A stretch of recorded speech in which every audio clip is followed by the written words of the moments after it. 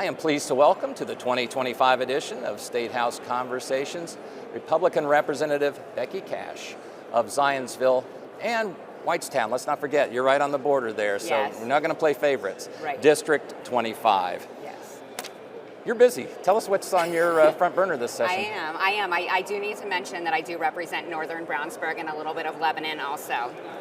Let's mention them as I well. know. All I got to right. give a shout out That's to right. my purple I would think and my less of you gold if and my you- blacks. Oh, we're going to say you're from Green Bay, Wisconsin. I'm surprised you're not wearing Well, Packers I know, stuff. I mean, know. as long as Hey, we're giving geographic shout Whatever outs. it takes. But what's on the front burner for you? Yeah, well, I actually filed 9 pieces of legislation. So, obviously can't talk about all of them, but I'm working on a couple of pieces of legislation this year that I have not filed in the past. One of them would help to address our backlog of rape kits.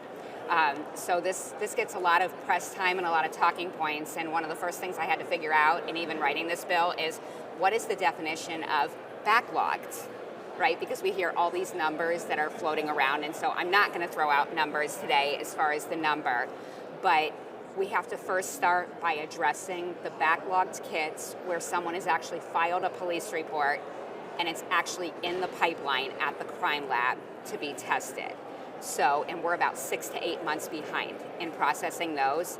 Most would say that's a backlog. Maybe, Yeah, I don't know what the that's a definition is, backlog. but that seems, Right, exactly. when you're waiting for results, that sounds Exactly. like a backlog. So, and I talked with a lot of stakeholders, with the crime labs, the Indiana State Police, the Criminal Justice Institute, and you're kind of going back and forth because different people have different pieces of information as far as how it all works. But the reason why we're 6 to 8 months behind is because they're not just processing rape kits, they're processing fingerprints on guns, murder, clothing for murders and such. So our crime labs aren't just doing one thing. But another big reason is that they need more equipment. They need more robots to actually be able to, process the samples overnight. They're also competing for talent because in order to do these jobs, you have to have higher level degrees. I mean, minimum bachelor's, but often they have master's degrees. And so they come in, but they can make more money outside of the crime labs and outside of the state. So basically what the bill does is it would create a grant that the crime labs would have access to specifically for the purpose of purchasing equipment and being able to increase pay when they need to, and being able to purchase any other supplies necessary specific to the processing of rape kits. And so it's that simple. I say it's that simple. We're in a fiscal year. So that does complicate things a bit. Anything with a fiscal note, but asking for it's not. I think in the bill we're asking for $250,000. And for a negotiable, payback right? that is significant, Huge. societally significant. Absolutely. That I'm sure Enormous. you would say. Enormous.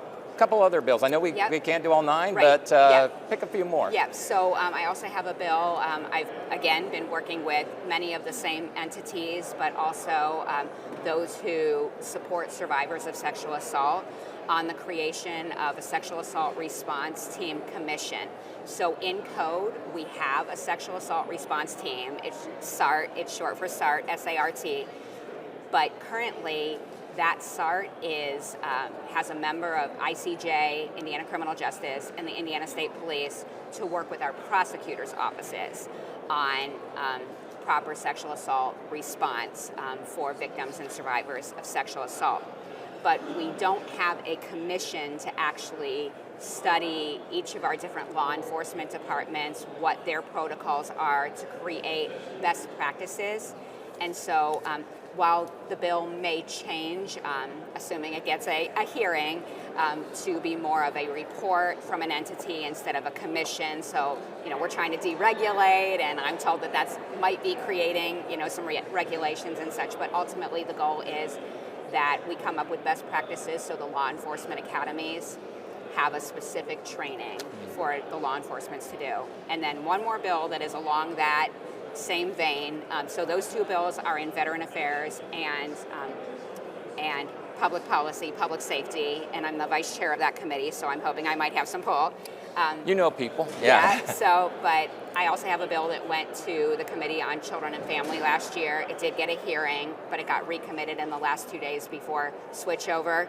I actually got a call right before I came here that we have a hearing on that bill. It's HB 1412, and that bill is on failure to report knowledge of child sexual abuse in sports entities, youth sports like USA Gymnastics, also the gyms, but really any youth organization. So it's not just sports. To broaden that protection that we already see in the classroom and the medical community. Yeah, it's anyone who, within the scope of their job, has a duty and a responsibility by profession to protect children, even if it's somebody on the inside who's, and especially if it's someone on the inside doing the abuse. And there's, it's HB 1412. There's some other facets to that, like tightening up reporting in hospitals. They do report, but they're often reporting to someone who maybe has never actually even seen the child. So there's some other components, but that has a hearing next Wednesday at 8:30 a.m., assuming the schedule doesn't change. You've given us a lot to watch over the next I'm 4 months. That, so. Certainly, we will be watching. Becky Cash, Republican representative from Zionsville, Whitestown, Brownsburg, where else are we? Lebanon. Lebanon. 2 precincts in Lebanon. And Green Bay, Wisconsin. Born in Green Bay, yes. I covered all the bases, didn't yes, I? All right. Thank you Otherwise so known much. as District 25. Yes. Thank you for taking time Thank to chat you so much. about your hopes for this session. Thank you also for your commitment to the state of Indiana and to public service. Thank you very much. Have a great day.